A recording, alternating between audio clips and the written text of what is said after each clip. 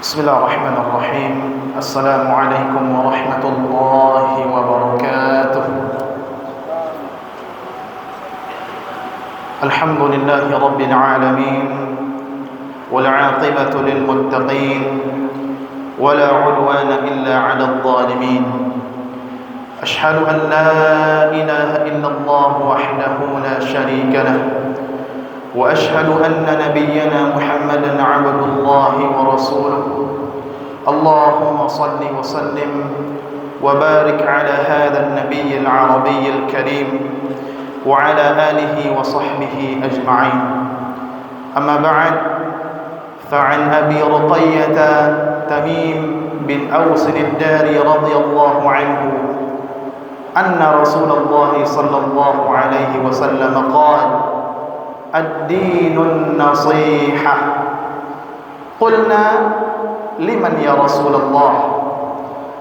قال: لله ولكتابه ولرسوله ولأئمة المسلمين وعامتهم.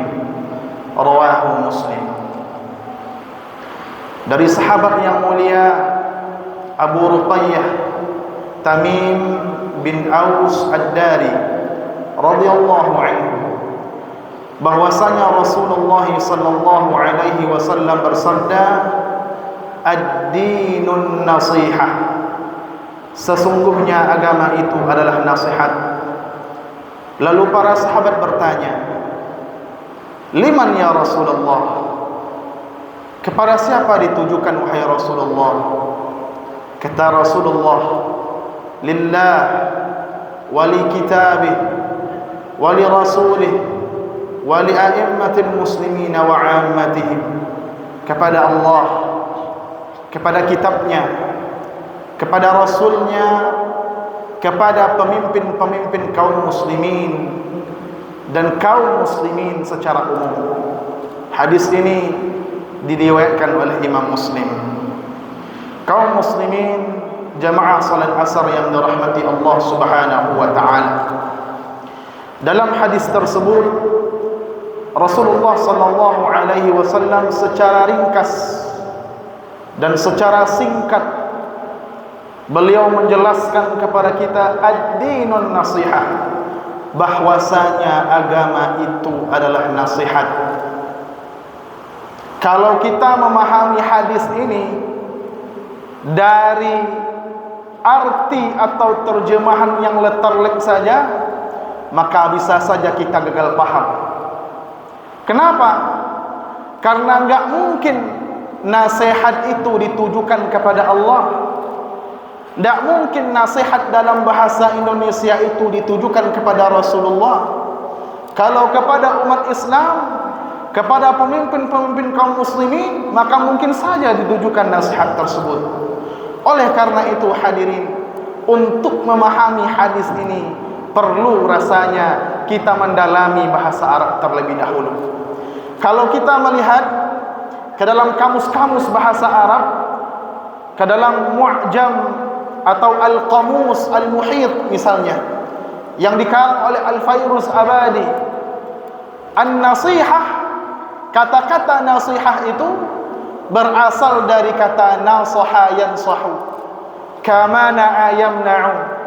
Beliau mengatakan nasaha yansahu ay khalusa atau khalasa, ikhlas, murni, jernih, bersih dari segala kotoran.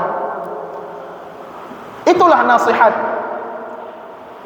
Maka ad-dinun nasihah maknanya adalah bahwa beragama itu harus murni, harus bersih, dan harus ikhlas. Kepada siapa? Barulah Rasulullah sallallahu alaihi wasallam katakan lillah, ikhlas kepada Allah Subhanahu wa taala, murni kepada Allah Subhanahu wa taala. Apa yang kita persembahkan dalam hidup ini, apa yang kita lakukan dari amalan-amalan kita, murni hanya untuk Allah Subhanahu wa taala.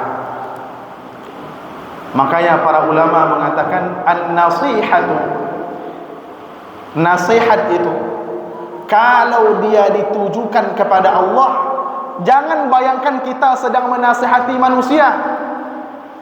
Nasihat itu kalau ditujukan untuk Allah, sebagaimana dalam hadis tadi, maka maksudnya adalah beriman kepada Allah Subhanahu wa taala. Al-imanu billah wa nafyi syariki anhu.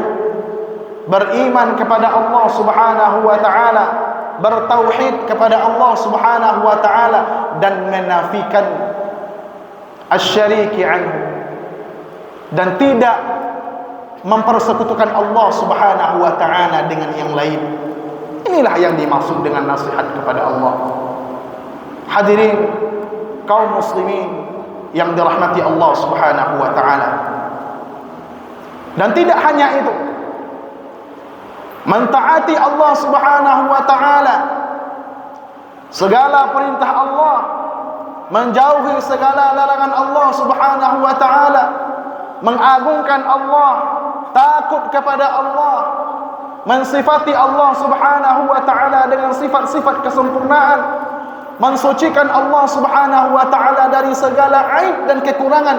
Ini adalah bagian dari nasihat kepada Allah Subhanahu wa taala. Hadirin kaum muslimin, jamaah salat asar yang dirahmati Allah Subhanahu wa taala. Hadis ini hadirin singkat, ad-dinun nasihah, hanya 2 kata saja hadirin.